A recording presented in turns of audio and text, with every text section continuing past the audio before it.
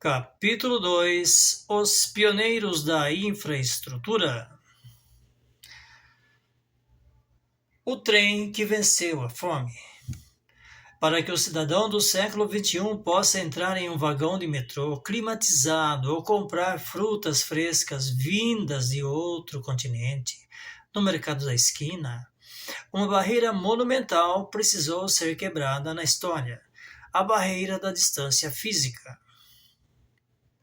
Antes do advento do capitalismo moderno, o transporte de mercadorias e pessoas era uma atividade lenta, caríssima, perigosa e totalmente dependente da força animal.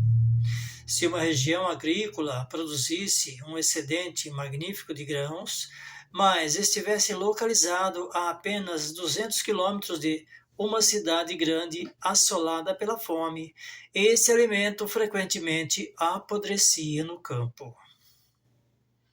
O custo de carregar toneladas de comida em carroças de madeira, puxadas por cavalos ou bois, que também precisavam se alimentar ao longo do caminho por estradas de terra, esburacadas e cheias de lama, tornava o preço final do alimento proibitivo para os mais necessitados. A distância era a mãe da escassez. A grande virada na história da infraestrutura mundial ocorreu no início do século XIX, com a invenção da locomotiva a vapor.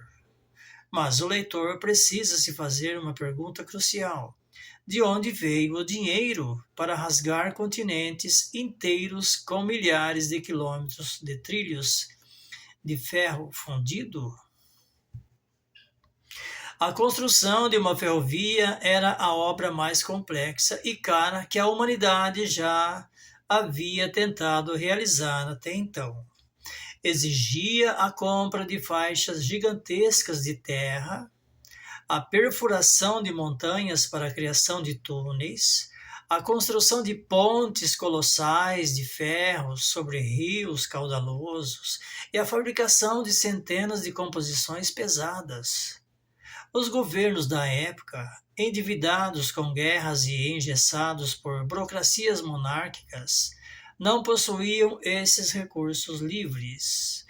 Foi o capital privado dos primeiros milionários e os fundos de investimento criados por investidores ousados que financiaram a expansão ferroviária global. Homens que acumularam fortunas em outras indústrias decidiram arriscar tudo o que tinham no que a imprensa da época chamava de a loucura dos trilhos. Eles viram ali uma oportunidade de lucro e, ao perseguirem esse retorno, esse lucro, mudaram a face da terra. Quando as primeiras ferrovias comerciais começaram a operar, o custo do transporte de cargas despencou mais de 90% em poucos anos. O impacto social disso na base da pirâmide foi imediato e avassalador. O carvão mineral que aquecia as casas dos operários mais humildes durante o inverno rigoroso chegou às cidades por uma fração do preço anterior. O trigo, a carne e os vegetais começaram a viajar de províncias agrícolas distantes para os centros urbanos em questão de horas, e não mais de semanas. A fome urbana, que antes era uma ameaça constante a cada inverno ou colheita ruim, foi praticamente erradicada nos locais onde os trilhos do livre mercado chegaram. Do livre mercado, você está entendendo? Isso é economia liberal. Entendendo? A teoria de Adam Smith. Não é Marx, não, é Adam Smith mesmo. O lucro do magnata ferroviário limpou as lágrimas da mãe que não tinha como alimentar seus filhos na periferia industrial. Além de baratear a sobrevivência, a infraestrutura financiada pelos ricos, porque pobre não tinha dinheiro, os ricos tinham dinheiro.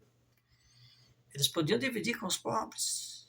Se os ricos tivessem dividido todo o seu dinheiro com os pobres, eles não teriam financiado a ferrovia, as ferrovias, as locomotivas.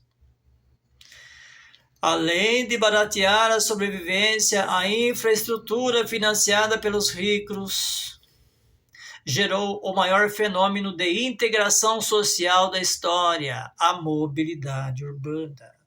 Pela primeira vez na história, um trabalhador comum não estava mais condenado a passar a vida inteira preso ao vilarejo onde havia nascido.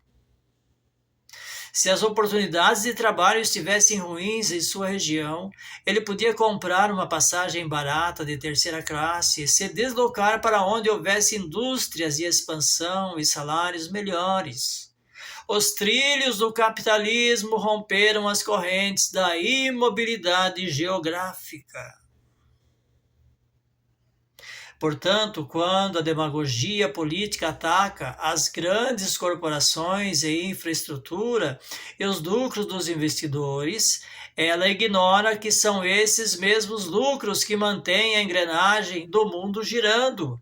Cada estrada pavimentada, cada porto moderno, cada rede de fibra ótica que leva a internet de alta velocidade para os locais mais remotos do planeta só existe porque o capital privado se antecipou, assumiu o risco do prejuízo e construiu a fundação física sobre a qual a base da sociedade hoje caminha com segurança. Fim do capítulo 2. Você gostou ou você não gostou? Você acha que tem alguma coisa a ver? Então compartilhe esse vídeo. Dê um joinha aí, se inscreva no canal, comente aí, eu gostei, ou então, eu não gostei, eu detestei saber da verdade.